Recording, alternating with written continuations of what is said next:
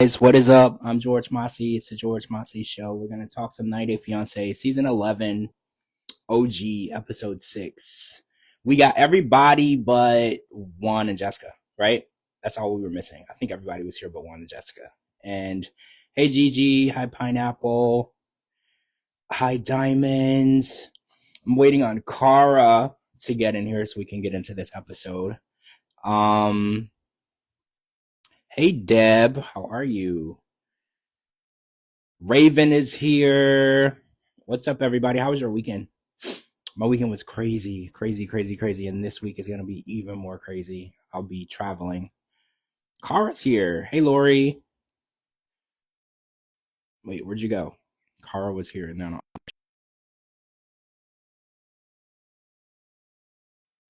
I've been so busy. I haven't slept in days, but busy is better than not busy. So I am not complaining. Why can't I? Hi, Lori. If you can't hear, it could be your volume on your phone. Make sure you don't have the sound turned off because everyone else can hear. So it could be the volume on your phone. Hi, how are you? Good. How are you? I'm good. I've been so busy. I'm tired. I'm like delusional, but I'm here. I'm here, and I'm ready to talk about this insanity that we watched tonight. What happened tonight that you want to start off with? Because tonight was one of those me screaming at the TV episodes. So like, where should we start? Let's start with Mark and Mina. Mark and Mina. Okay, so we got the aftermath of Jordan and Mina's conversation. And, well, let me just say this. You know how I feel about showing up to people's weddings. I've always said this. If I don't agree with your marriage, I don't feel like I should be there because why would I go to support something that I don't support? Yes. And I also believe that negative energy it's a real thing. It's an aura. It's what you bring to someone's event. I don't want to come to your wedding and bring my negative feelings and energy to a event that's supposed to be happy. But something that Mark said tonight was odd. He was like, well, I want them to get along, but if Mina can't get along with Jordan, maybe I won't marry her. Good for him. But aren't we past the point of no return? They have a baby together. Yeah, but she also abandoned her other kids, so he's got the money. Fight for custody. Take that baby and get her back. Screw that bitch. Really? Yeah. So wait, you are fully okay with Mark bringing her over here and then changing his mind and sending her packing? Yeah, because she was a bitch when she got here. She treated my kid like shit. Doesn't matter if she's the mother of my kids. You came into my house.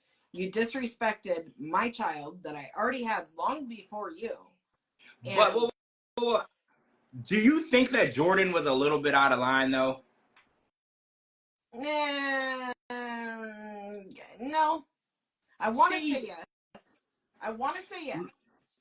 But the reason that I say no is because for a couple of reasons. She's protected her family's assets, number one, that she has helped build. So if she didn't help build that, I wouldn't so much worry about what my dad does or somebody coming in. Second of all, you bring this woman in, you have a baby with her, you bring her here, okay, she's trying to accept it, but then she comes at Jordan sideways and expects Jordan to just be okay with it, calls her a snake. No, she was out of line. Jordan had justifiable questions, and she made those out. She did. Okay, so I agree with you there. I agree with you. Jordan had questions and concerns about her dad because she's linked with her dad in a business sense. That's not just that's her dad, that's her father. They are both linked financially in a business where they partner. So you're correct. The questions and concerns that she brought to Mina were very much valid.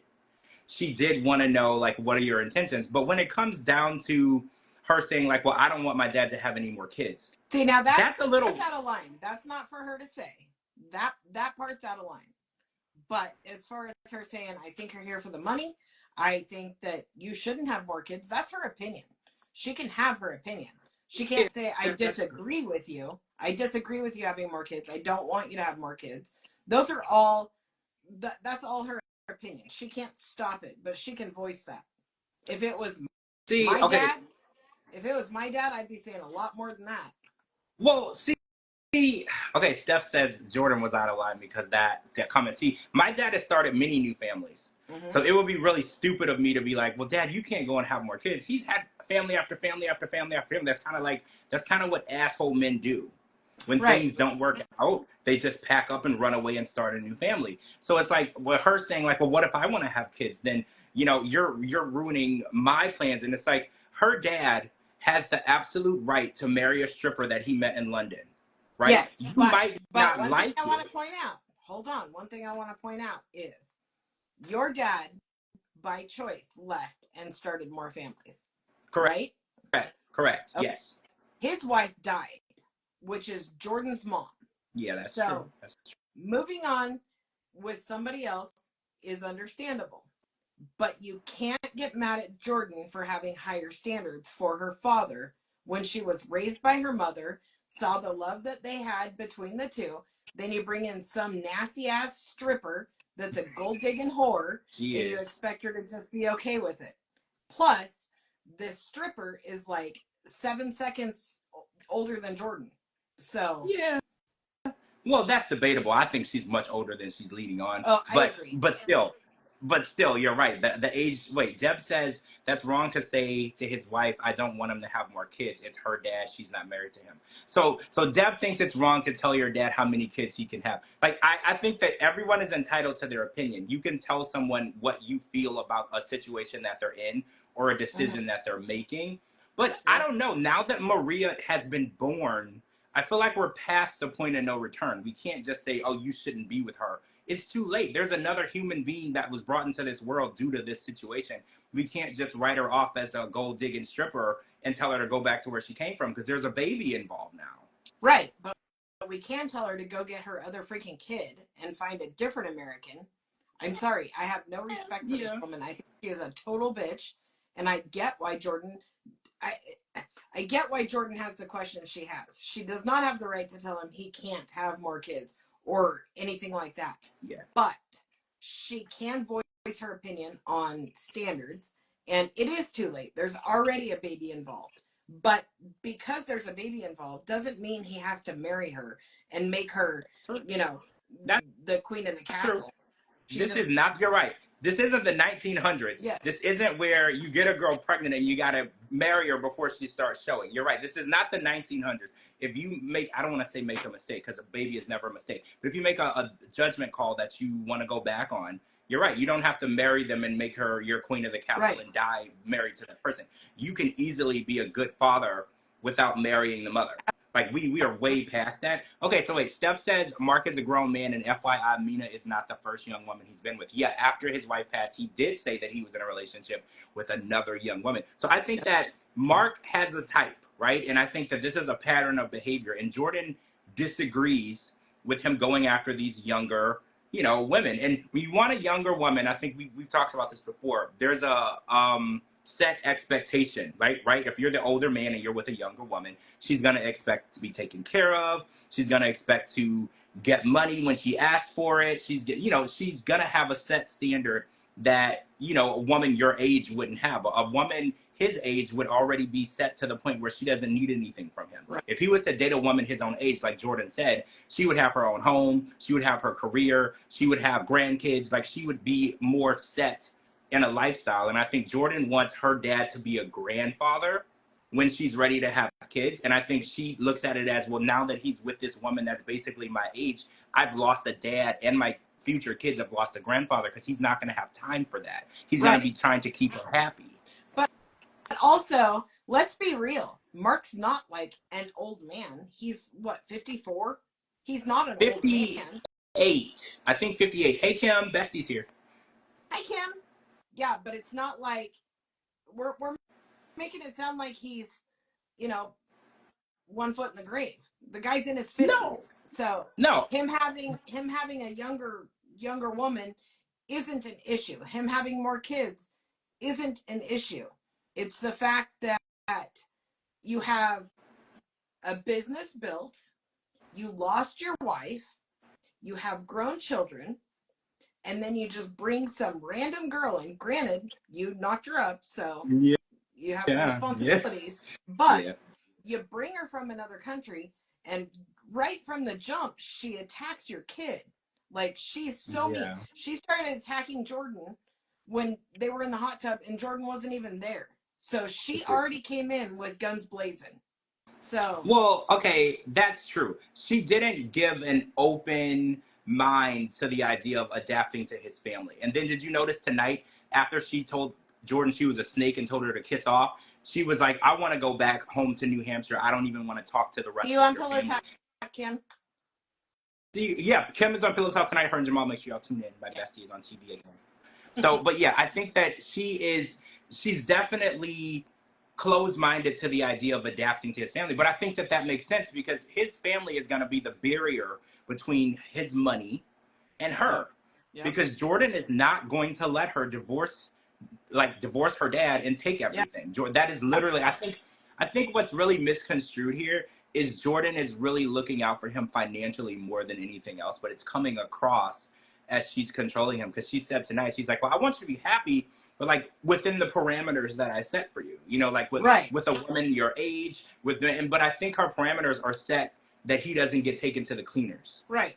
I think that's where the parameters are coming from, but it's construed as she's telling him who he can and can't date and what he can and can't do with his life. But I think that she's more so trying to keep him from getting annihilated financially. But I think, and to be real, Mark is 58 years old, and I think that he's fully aware of the situation that he's put himself in, and he's okay with it. And I think Jordan can't make Mark want better for himself. This is the situation that he wants. He chose it. He did not have to impregnate this woman. He could have went over there and wrapped it up and just made this a fun thing that he did while he was in London.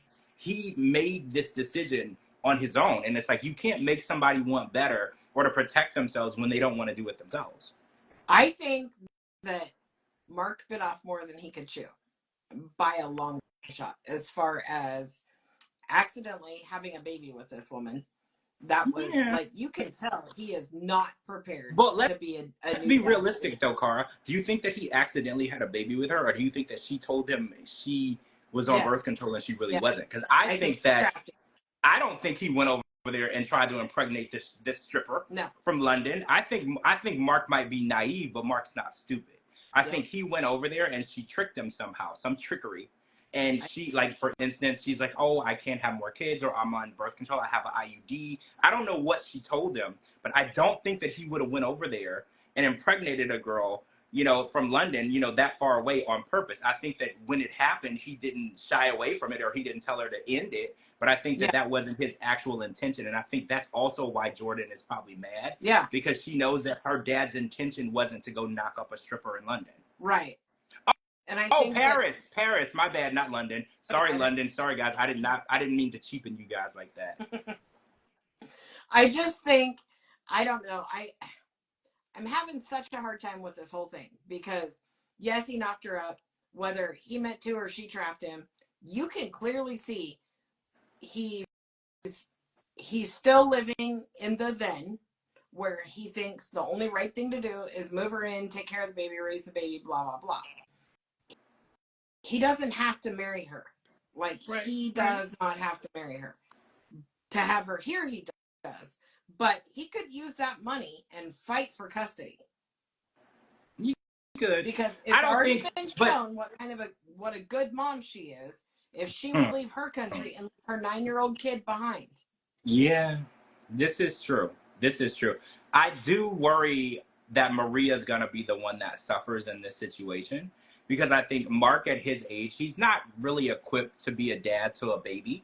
And I think Nina, regardless of her age, she's not really equipped to be a mom right now in her life. I just feel like she has other priorities that are important to her other than Maria. And I hate to say that, but that's the inclination that I get just watching her with the baby. And somebody said, Gina said that she didn't think that Jordan was trying to be attentive and sisterly to Maria. Did you notice that? Do you feel like Jordan might have some sort of animosity towards the baby, or do you think that? Just like he said when he said, no, it's not. It is absolutely not. That child did nothing to deserve any kind of resentment, any kind of anything. When he said, we got to go get Maria, and she goes, where's the mom? Why can't the mom get her? Like, that's what I'm talking about. barely said hi to that baby, and that's it. Like, this child did nothing to deserve any of this. That's the thing that I really hate. Because, like, when the Jasmine and Matt and Gino stuff started, I noticed people were saying nasty stuff. And I was like, well, we got to leave the baby out of it. Because the baby literally didn't ask to be brought into any of this mess. I was born into a dysfunctional family. I didn't ask for this. Obviously, I would have asked for a different family. Right? So it's like, we can't come after the baby. So I hated that it looked like Jordan is holding animosity. Because, you know, this is a good situation for some people to have a sister, a baby sister at that age. Because, say, for instance, Jordan doesn't have any kids, right? So this would be a good time for her to spend time with a baby to make sure that that's what she really wants to do. But instead, she's holding a grudge against, you know, an innocent child who didn't even ask to be born into this horrible, I don't want to say horrible situation, but it kind of feels like a horrible situation, because I feel like they're both a hot mess. And when two people really don't have their shit together, the worst thing that you really need to do is bring a baby into that situation. I agree. Yeah. But Photo Mom says, be mad at your dad who hates a baby. I don't think that Jordan hates a baby. I just think that she's not opening up and bonding with Maria the way that she should, because I think there's a little animosity. Doesn't want anything to do with her. She has so much resentment. Yeah, that's kind of how I was with my dad's other kids. Yeah. I didn't want to get to know them at first, and they were all nice, and they all called me their brother, and it took me a while to open up. I had to realize as I got older and more mature, they didn't do anything wrong. They don't want my dad to be their dad either. You know, like they literally didn't ask, they didn't ask for any of this. And then once we started talking, they were like, oh yeah, we hate that dude too. You know, like, yeah, we totally have that in common. We didn't ask for this. He's an idiot. But they're like, you are still my brother. You know, and we should have a relationship. So yeah, it took time. And I think in time, Jordan will get there, you know, because you have to know where to place your hate and animosity and resentment. And sometimes we place it in the wrong place. Like sometimes we give accountability of hate and anger to the wrong people. And I do think Jordan needs to direct more of her anger towards her dad. I see Mina as a problem, right? I can hindsight 2020. She's definitely going to be a problem for that family, but her dad is who brought the problem into the situation. So that's who she really needs to be speaking to, and her dad needs to learn how to shut the hell up. When his daughter tells him something in confidence, it's in confidence. Don't go and tell anybody. Don't go tell your stripper fiance how much she hates her. If you want them to all get along, right? You don't want any wigs being thrown at the wedding. You need to learn how to keep your opinions and your conversations private. I think he's definitely a part of the problem. Yeah, for sure. I mean, I just, it's going to end badly. I just don't see them together long term. I don't either. So I want to talk to you more about this, Aaliyah and Sean. So Aaliyah is here, and Sean has said so many. Oh, Gina says we're talking Temu wigs. She did straighten the Temu wig in this episode, though, Gina. She did. When she first got here, it looked like she had been sleeping in it for a while. She did straighten it a little bit for this episode. But I want to talk about Aaliyah, because Aaliyah's here, and Sean made some concerning statements tonight. More than one, like several. He was just on a roll, and he was just like, what? Yeah, like constant. First of all, he won't tell anyone what he's doing. No one, his only other person who knows is his mom. His kids don't know, his friends don't know, his family don't know. And he seems to be looking at it as, well, I didn't sign up to be with a woman, so this isn't really, you know, something I want to tell people. And it's like, if you're not sure if you want to be with a woman, why is she here? Exactly. Like, why would you bring her here? Because obviously Aaliyah is here for Aaliyah. She sees the benefits of living in the Hollywood Hills and having a rich older boyfriend, like husband. She's here for her. But what are you doing? Because you brought her here. She could have as many hopes, dreams, and aspirations as the world can hand her, but until you sign on the dotted line and bring her over here, she wouldn't be here. So it's like, if you're not sure if you want to marry a woman, why is there a woman in your house? Like, I'm so confused by that. Also, I didn't know she was a nurse, so good for her. See, that was weird that we just found that out tonight, because we've all been speculating things about her, and I like how they redact information, right? Because they want us to build this persona. Oh, she's just this young gold digger who wants to move in with this rich old man. She's a nurse. That is a very skilled educated profession, right? Like she is not over there just waiting for some man to take care of her. She clearly has a good job, and she can probably transfer that license. And pretty sure you just take a test in California and you can be a nurse here too. I'm pretty sure that some of that education will transfer. So yeah, I didn't like how they redacted certain information to give us a certain perception of her, because I did think that she was just some 20-something-year-old gold digger who saw an old sucker that she was gonna take to the cleaner. She's working a full-time job. I've never met a nurse that didn't work more than 55 hours a week. So she's not lazy, right? So good on her for that. But his comments about Douglas and how he has to have an open relationship and doesn't really know if he can be with a woman and blah blah blah. Like, come on. If you're that torn up, then you just need to cut it off now. Stop stringing her along. Okay, so Photo Mom says, do you think it's okay for now because she still has her bottom parts for Sean? So I don't know, because he said that even though she's here, he still wants to be with a man. Yep. And he said that the way that she lives is so feminine, he considers being with her being with a woman. Yeah. So I don't even know. Like, honestly, I don't know what he really wants, because if I've never heard of a gay man in my life that has said, oh yeah, they're gay, but they're like, I'll be with a woman if it's the right woman. I've literally never heard that, because if anyone, unless you were born last week, people of the LGBT community will tell you it's not something that they woke up and chose. Right. This is who they are. So how do you say that you've always been gay, or you only are attracted to men, but you meet a woman and then you're like, oh, we can make this work? That's literally insane. So the idea that he brought her over here, and he's like, well, we're kind of in a new relationship. I was like, but are you? Are you? Because you keep saying that this is not something that you want. And then even he was like, well, I would still need to have an open relationship because I can't just be with a woman. He needs to be with men too. Huh? Yeah, that's ridiculous. Huh? Like, I'm so confused. And it's like, either you're gay or you're not. And she's a woman. Like it or not, she's a woman. Whether it's your preference, whether it's your style, Aaliyah's a woman. She's always going to be a woman. She'll never be Douglas again. I think the best thing that the comment I saw earlier was Aaliyah's dead. Or, oh no, Douglas is dead. Yeah. The person is gone. Yeah. And if you can't fall in love with Aaliyah, then you're not in love, because Douglas no longer exists. And if he's holding on to the idea of a man that he was in a relationship with who no longer exists, then what are they doing? Yeah. And did you notice they started the first episode with them at the wedding, and then they did 3 months earlier. That's the first time they've really done that. Yeah. So it kind of makes me wonder if there's any drama surrounding the wedding, right? Because I know that she's been here, and I've seen her Instagram. I know that she was here, but did they get married? I don't know. Because now I'm wondering. I know. This whole thing is so stressed out. Like, well, she already said that she doesn't want to marry him if he's embarrassed of her.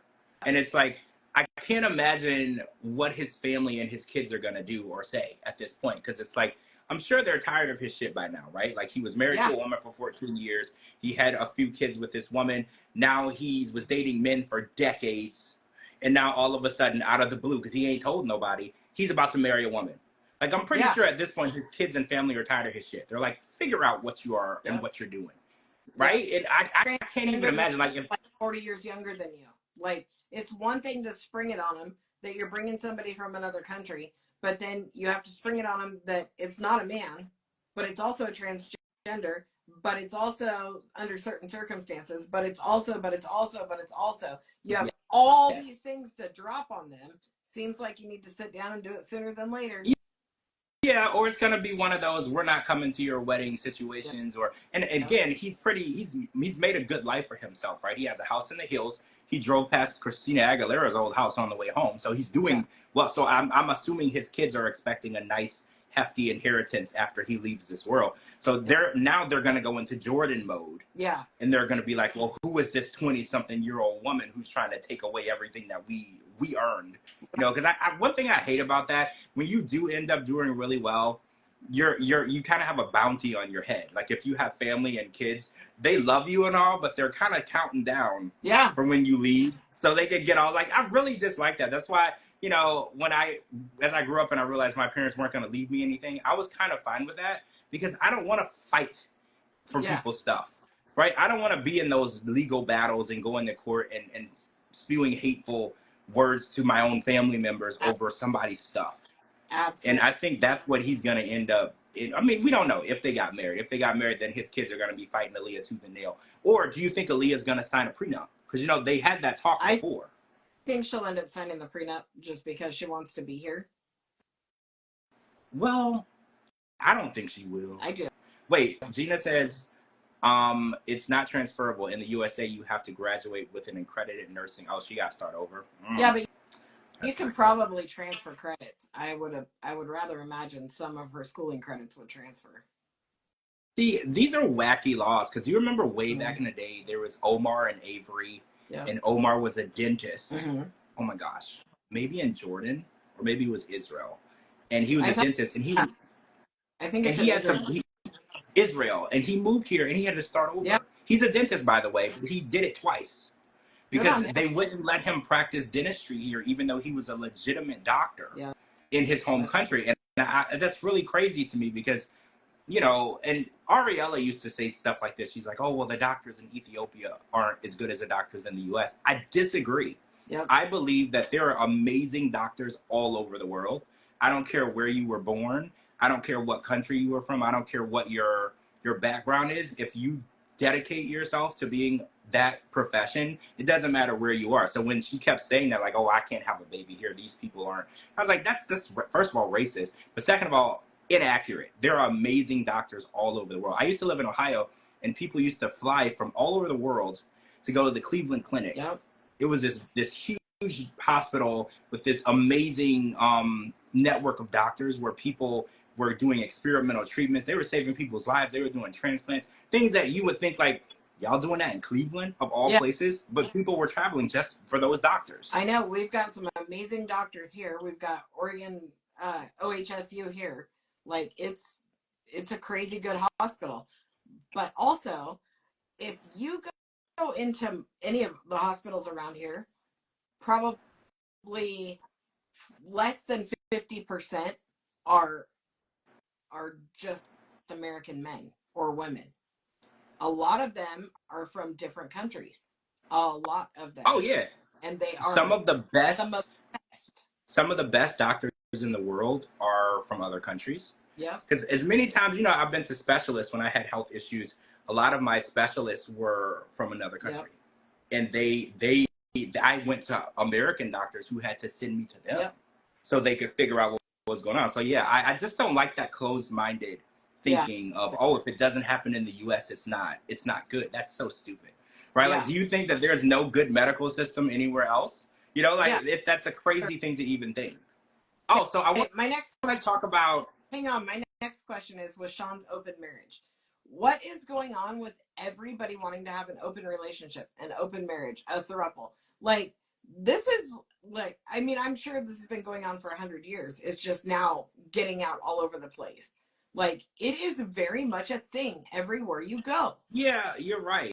You're right. It's not as taboo. Remember we used to watch the polyamory shows and the sister wife, brother husband. It was taboo. It's not taboo. See the new poly show coming out? Yeah, there's a new poly show where it looked like 2 men and 2 women. Yeah. Which I've never seen that before. So they just swap couples. So isn't that just swinging? That's what I thought.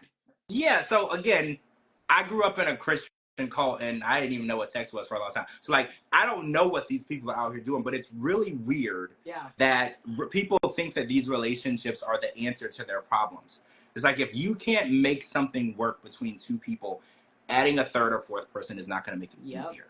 Right? And we kind of saw that with the throuple tonight. Like, adding another person into your hot mess relationship is not going to make things work easier. It's going to make it worse. The more people you have, it's kind of like the more money you have, the more problems you have.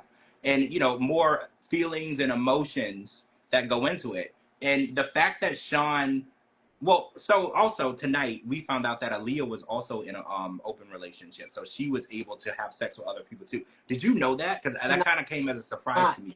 Because when they ended Love in Paradise, it was he's going back to America to be in an open relationship, to be able to have sex with whoever he wants, but I won't. Right. She said that she was against it. Yeah. And tonight, Sean implied that they both have been doing it for over 4 years. Yep. So and she actually had him get a STD test. Intelligent. Yep. Intelligent. She's a nurse though, so But she's not an idiot. he didn't say anything about her getting one. Yeah, she didn't. So I'm wondering if she was actually monogamous to him this whole time, and he's just been out here. Well, he claimed on Love in Paradise he was only sleeping with one guy. Remember, he said it was just one person, and then Aaliyah was like, "Well, I don't know how I feel about that because now you're building a bond with one person." She's like, "I would feel like, to be real, feel better if it was just a random stranger, because at least I know that you're not building a relationship with that person. Because the more times that you're with the same person over and over, you build feelings." So the person that he's been with, does he now just say, well, my fiance wife is almost here, so we're going to have to cut this off? Well, see, that's what I'm wondering. Like, how close because if they've been in this swinging open thing for years and years and years, can you cut it off? Because I don't know how like dependent you become on that person. You might think it's just physical, but your emotions will tell you differently if you try to separate yourself from that person. Yeah. They love you don't have to go upside down pineapple. You don't have to go upside down pineapple. We love you anyway. Straight up.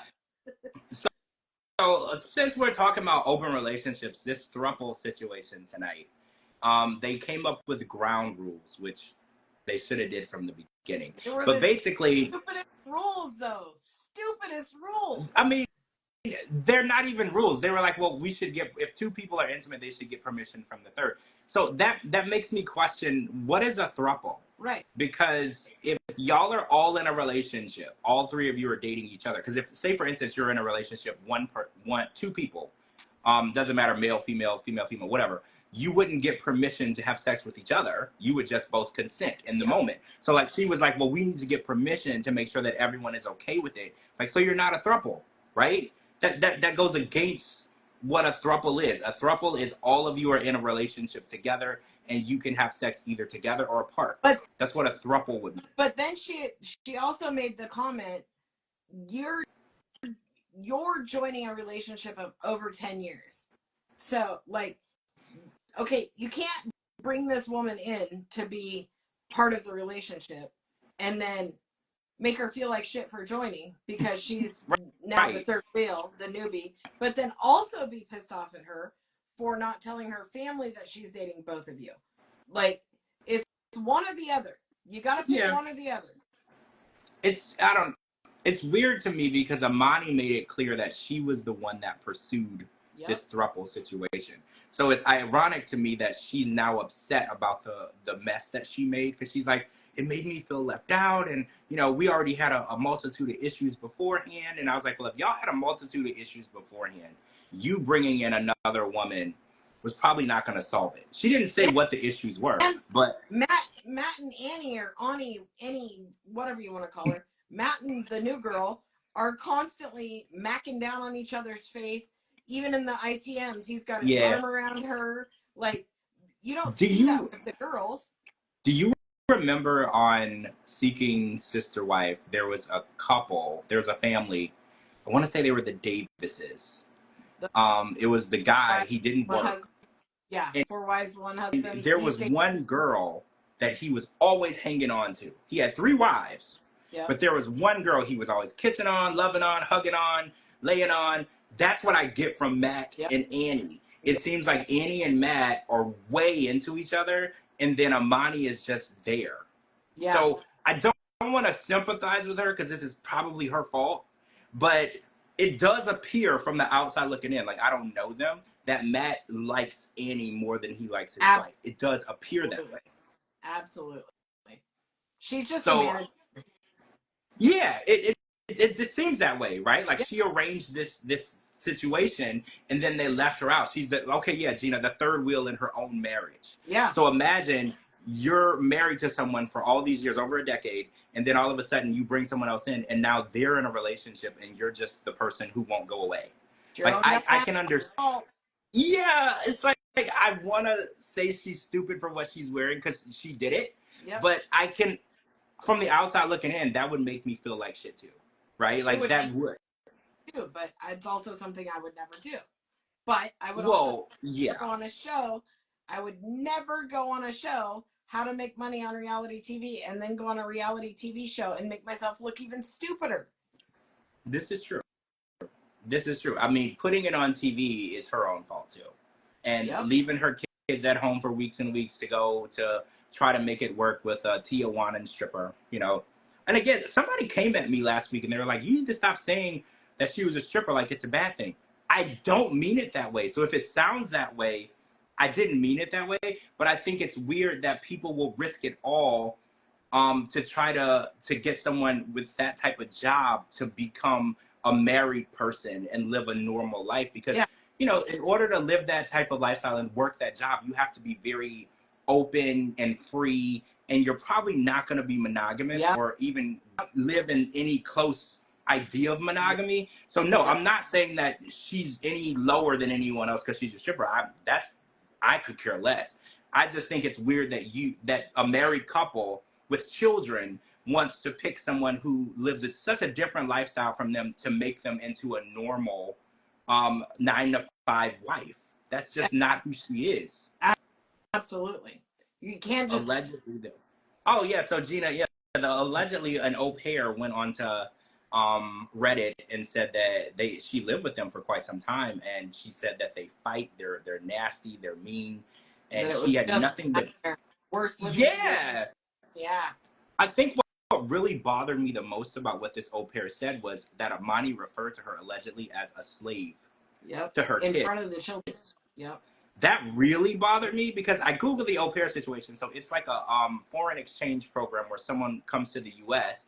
and then they have a sponsored family. You stay with the family and you get like a stipend and then the room and board is included. They're not slaves, okay? And if you're using them or referring to them that way, that is really, really low. That it's a program where people are able to live abroad in a different place and experience the culture and experience the lifestyle. It is not you getting someone to come over and do your laundry for free.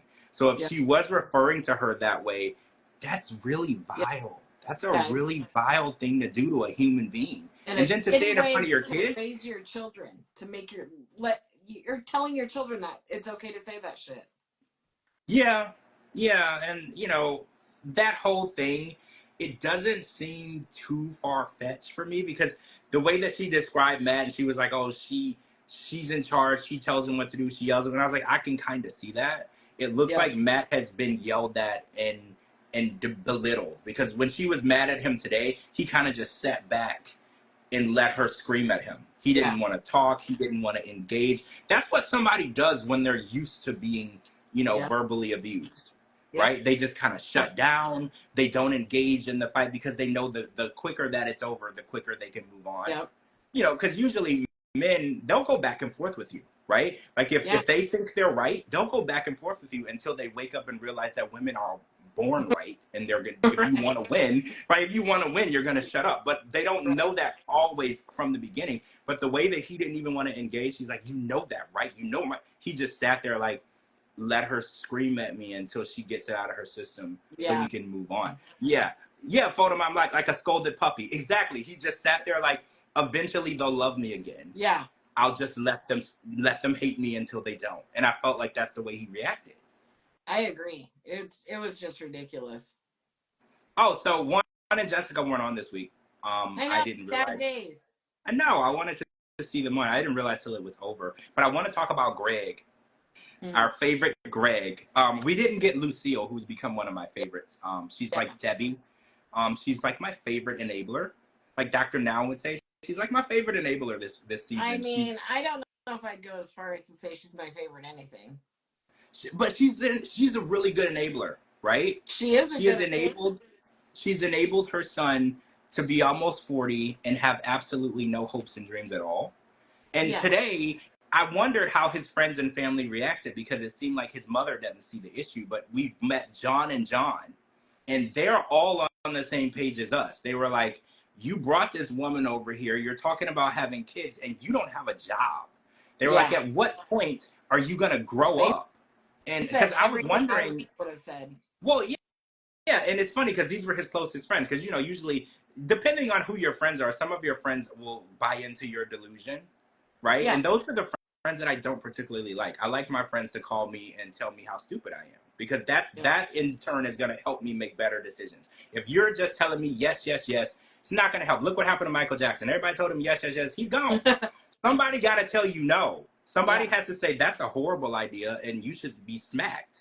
And his friends literally were like, this woman is here and you've made every conscious decision. Because one of the Johns was like, he's had many opportunities throughout his life to take a good job or to build a career and do things that would improve his life. And he's obviously always decided against them. So here's what I took from tonight. He keeps saying he wants to open this bakery. And they keep saying, take the money from the bakery and get a house, right? Take the money you saved for the bakery and get a house. Take the money you saved. Take the money you saved. Take the money you saved.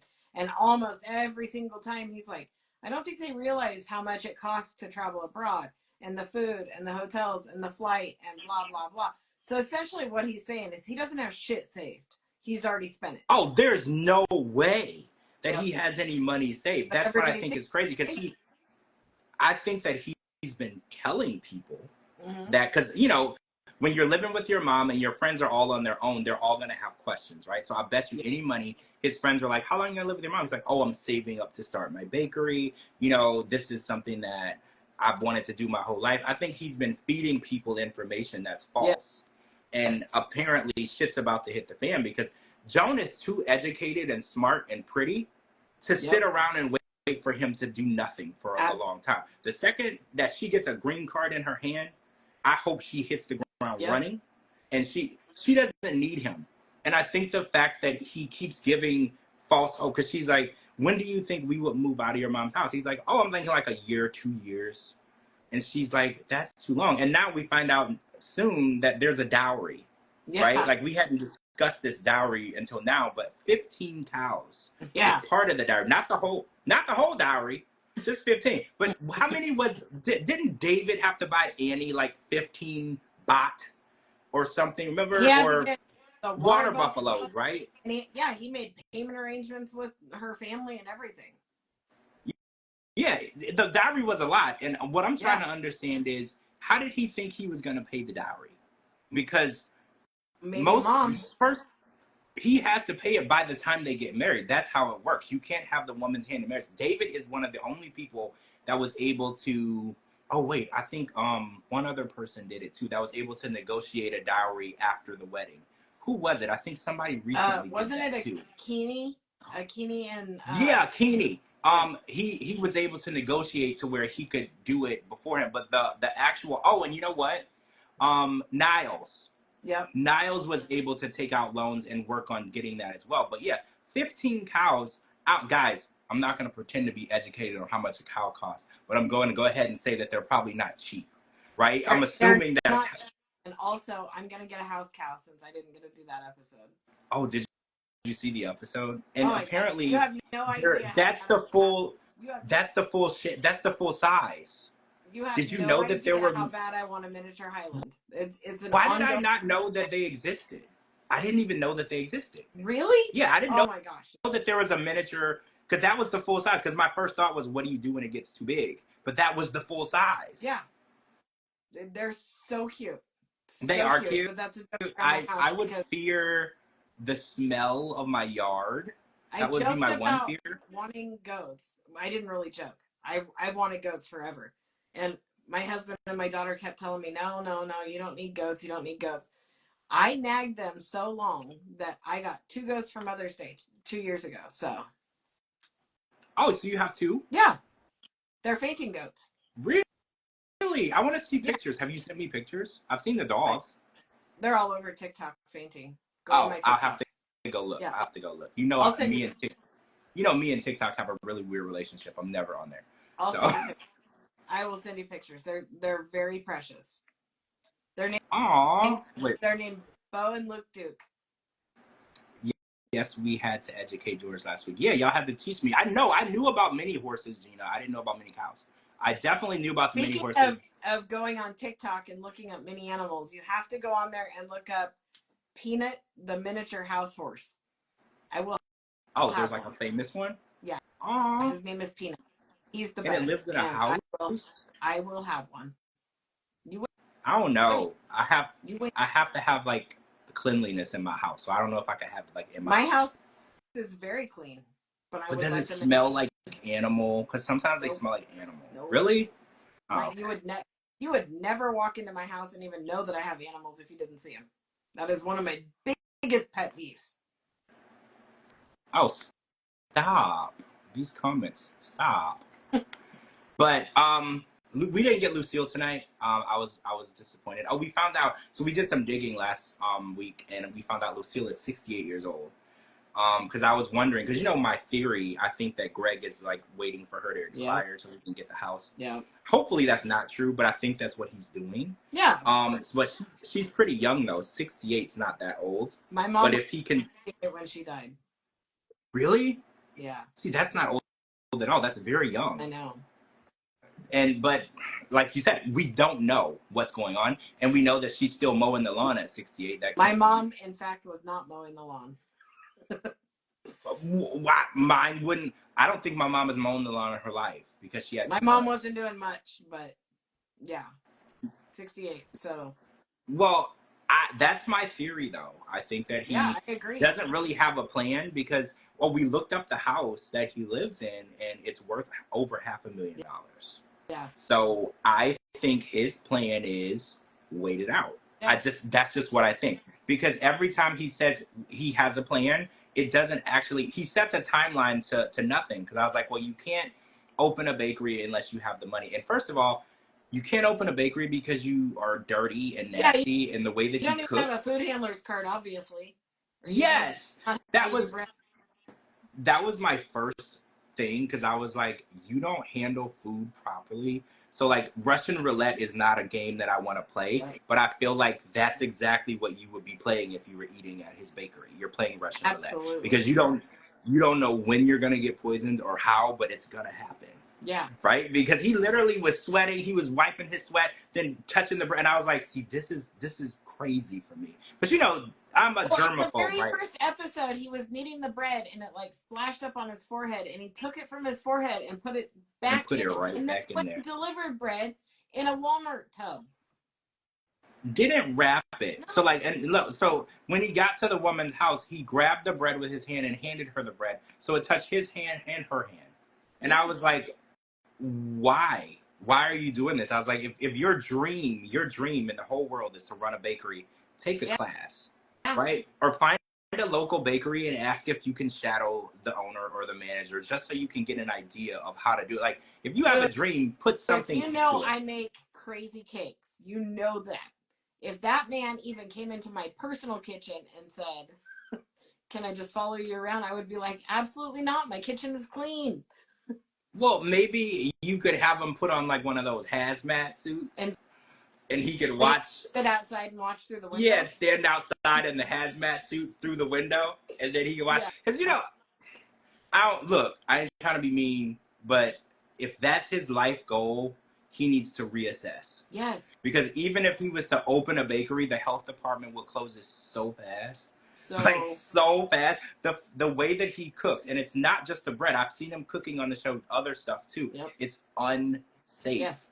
The way that he does. And I worry about his mom, because I was like, yeah, she's young, but if she's eating his cooking, she's in danger. Yep. Please save this lady, right? Like, she's in danger. It's only a matter of time. I've ran a bakery before. Yeah. I worked in restaurants. I've done fast food. I've done all that stuff. And it's only a matter of time before you kill somebody if you don't handle the food the right way. It's only a matter of time. It might not have happened right away, but it's going to happen. It's inevitable. Oh, you have to handle food Speaking of, I haven't watched any of it, and this is totally off topic, and I'll say it fast. But that new Meghan Markle thing on Netflix, the whatever it is. Her cooking show. Did you see where she went?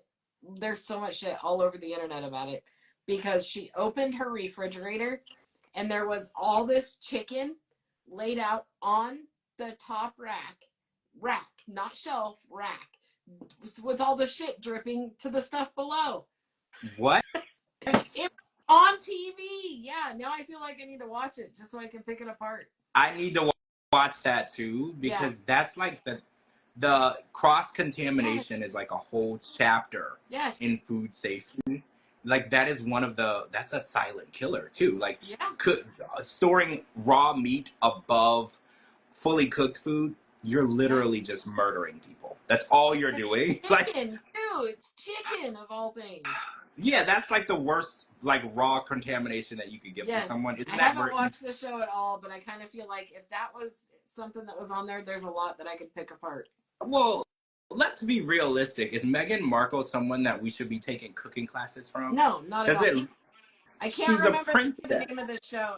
I want to say it's From Megan with Love or something like that. Yeah, I think that is what it is, because I've seen people making fun of it. I haven't seen the show. Yeah. But I'm not, first of all, I'm not a fan of any of the royal family at all. Not because I think that the royal family isn't important or whatever, but I think that they're all like, they all have an inflated sense of importance. And, you know, her, for instance, she really irritates me. Because I remember back when the Black Lives Matter movement came about, she was black all of a sudden. Yep. And I was like, well, you weren't black before. When did you become black? And but since it was popular at the time, she's like, oh, I'm a black woman. And I was like, yep. Weird. You never mentioned that until it's like a huge deal to be black. Now all of a sudden you're a black woman. So I don't like that. So she kind of rubbed me the wrong way with that. Yeah. Oh, no, don't get me wrong. No, I like Diana, Gina. Yeah. Diana was the last one that had some class. I like Diana. Yeah. She was smart enough to get away from those people. Right? Like, I like her. She was the only one that had a brain. Diana was the one that should have been the queen. Yeah. All right, so sorry, that was super off topic. Stevie and wait, did we talk about Sarper? We talk about Sarper, right? So he was talking about their apartment. It's 846 square feet. We looked it up online. 846 square feet. It was 1 bedroom, 1 bath, and a kitchen with an eat-in breakfast area or whatever. And he felt like it was a penitentiary, like a prison. And possibly, I mean, do you think that? Do you think that she should have been more honest with him about her living conditions? 1,000%. I think that if you're moving someone into your house and you don't have room for them, then you should get a bigger place. Yep. Because think about it. If this was a man and he was bringing a woman into his home, we would be really hard on him for not preparing a place for her to be. So the little corner in the closet.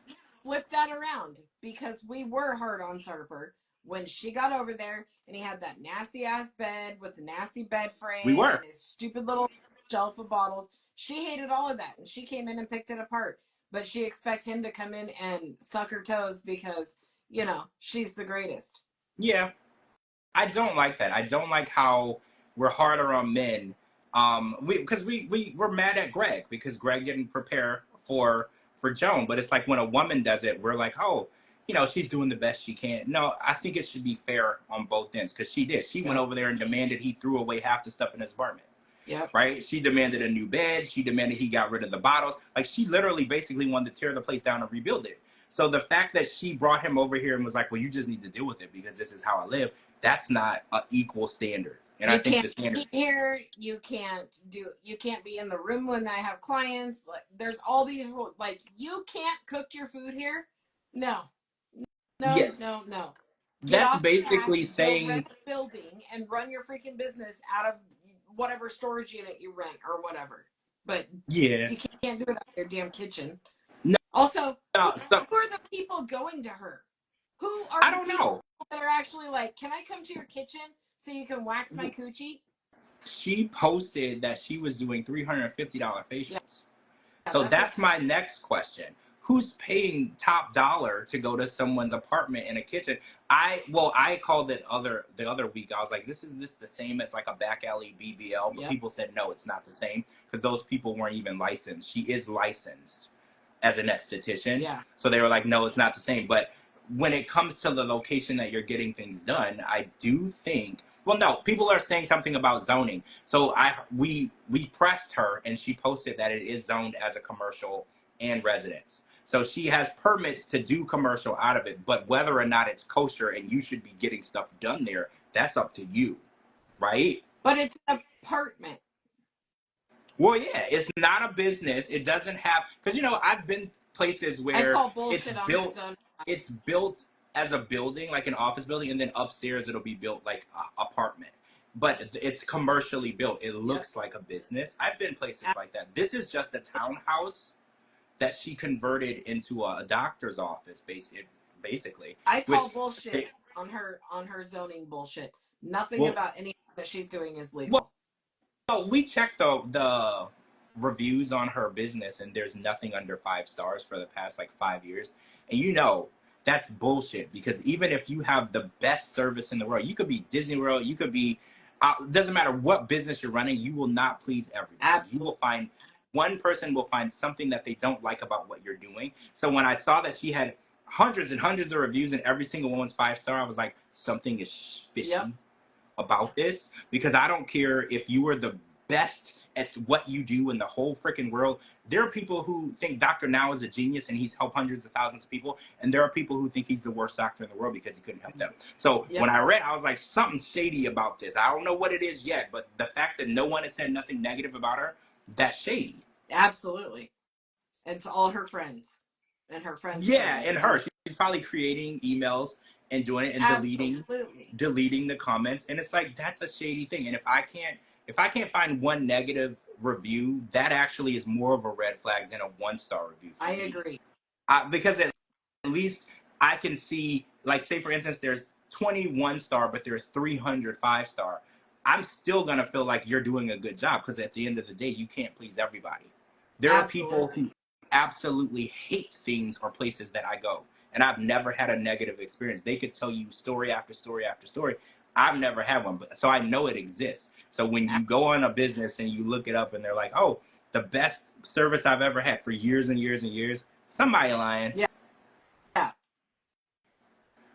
All right, so did she delete? Yeah. On Yelp you can delete bad posts. You can reply to them. You can delete them. So yeah, I think this is alleged. I don't know what she's doing. This is alleged. It just caught me as really strange that on years and years of her practice, she didn't make one person unhappy. Because, guys, I used to work in restaurants and food and retail. I've done it all. And I was an excellent manager, but I have had people complain about me. Because you cannot, it's not humanly possible to be the best manager and provide the best service to every single person. Somebody is going to find something that you're doing wrong. And my district manager probably was, I remember the one complaint on me she called me and she laughed and she was like, they told me you're the worst manager they've ever experienced. She's like, you've run 5 different locations for me. She was like, I laughed so hard. She's like, I just wanted to call and tell you that I don't care about this complaint, because I know that you're a good worker. But she's like, I understand that some people won't see how good you are. Some people just won't see it. At my coffee shop, we recently got a bad review because somebody got a latte and it was too milky. Oh, but don't people tell you how sweet and how much cream that they want in it? It's a latte. It's literally milk. Oh, okay. So I don't know about lattes. Dots and milk.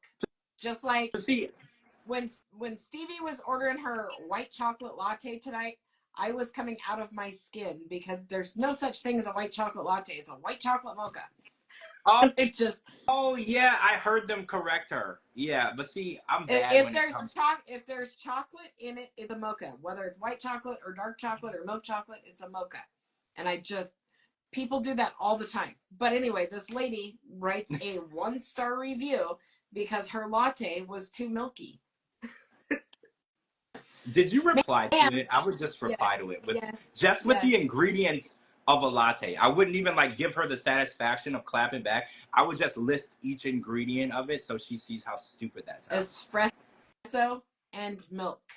It should be milky. Pineapple says a latte is 2-ounce coffee, 8-ounce milk. Is that right? That is correct. So correct. Yeah, so it is all milk. Duh. Yeah. Duh. So, but this is my point. You're never going to have a perfect review situation because there's some, I don't want to say an idiot, but there's some person who's going to find something wrong. Well, yeah, that's just how it is. Oh, and on Dark Knight says, we thought Sarper was a controlling one. The tables are turned. I think she's going to be the nightmare. Yeah, I think that. I'm not going to lie. I feel like this is a Rob and Sophie situation where I've hated Sarper for so long. I'm not saying that I like him, but I'm saying he's getting funnier. Well, I don't like either one. But as we go on, I am getting like more issues with Shekinah. Like she said something tonight that was weird. She was like, "This was a big enough place for me and my daughter," and I was like, "It's a 1-bedroom. Where was your daughter sleeping?" Yeah, no like, shit. I caught that too. Yeah, I was like, "What do you mean this was big enough for you and your daughter and your dog?" For you and your daughter, because your daughter doesn't live there. You ship her off to somebody else. Yeah, perfectly. Because I was like, I don't know what the CPS situation is like out there, but I'm pretty sure your kid has to have somewhere to sleep. And I'm pretty sure you have to be able to cook in that place. Like I don't work for CPS, but I guarantee you, if you tell your kid that they can't eat in their home, then you ain't gonna have that kid for long. So I'm beginning to wonder if the daughter isn't there and is in boarding school for maybe reasons of the state. I'm wondering too. That's what I'm wondering. Because I was like, maybe this situation isn't what it seems. Maybe the state was like, well, if you're not going to cook for her and she has nowhere to sleep, then you're going to have to put her in boarding school so she can have those things.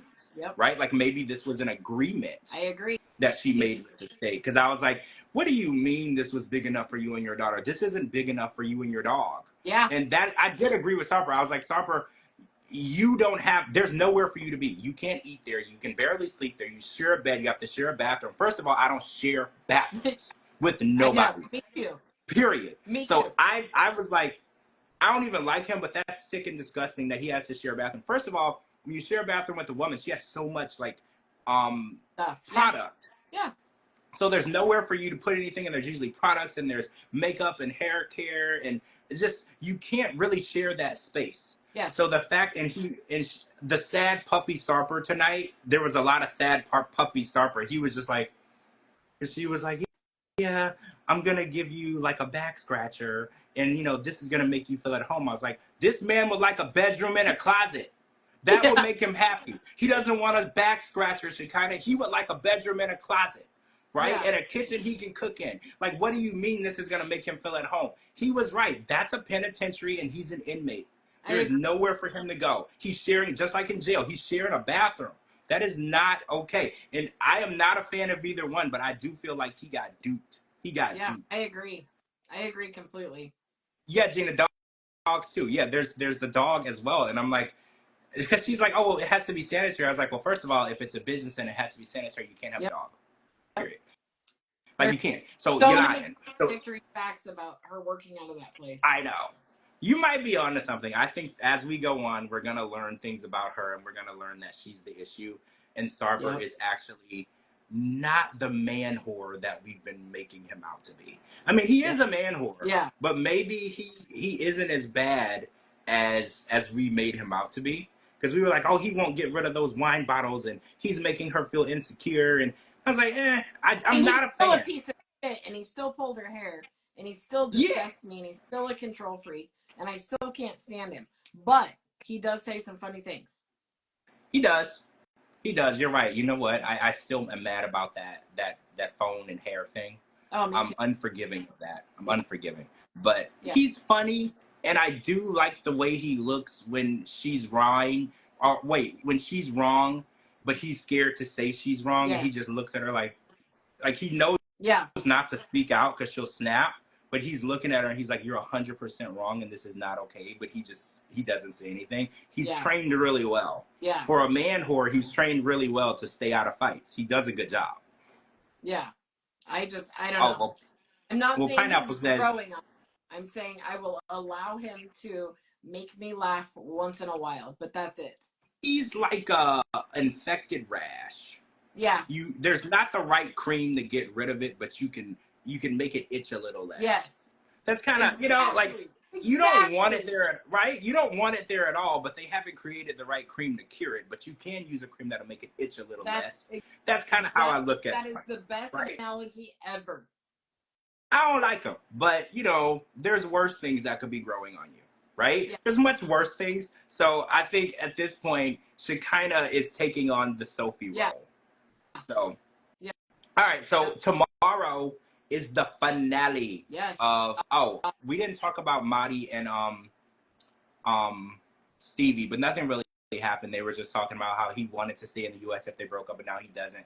We'll cover that later. Yeah. But we'll talk about it tomorrow. But tomorrow's the finale of The Last Resort, and then we're going straight into the tell-all the following week.